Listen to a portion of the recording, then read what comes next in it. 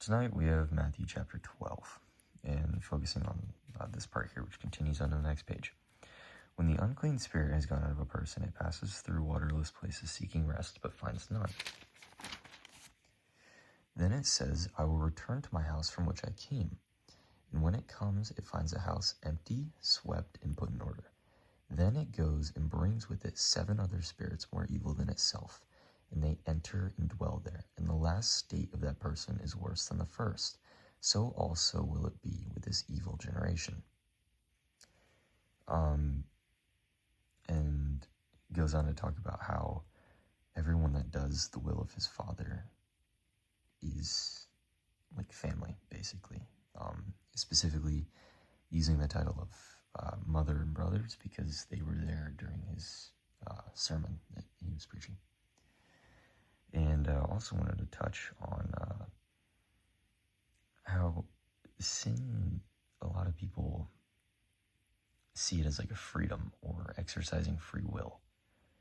And I think that what a lot of people realize once they finally, try to turn from that is that it's not actually free will. It's like a prison. But you don't really realize that until you try to leave. And one of the more important things is that Jesus already broke those chains. So we're not really prisoner or a slave to it anymore. No matter how hard it can be to quit sinning, and you'll never get it 100%. But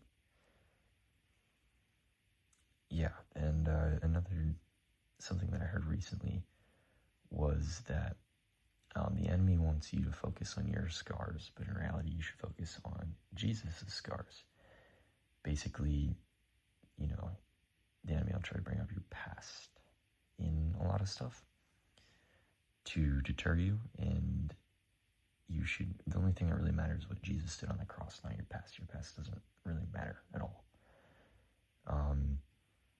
And then just another thing, which happened a few chapters ago, but Jesus was walking on the water, and he let Peter walk on the water too. And as Peter was on there, he only started to sink after he took his eyes off of Jesus.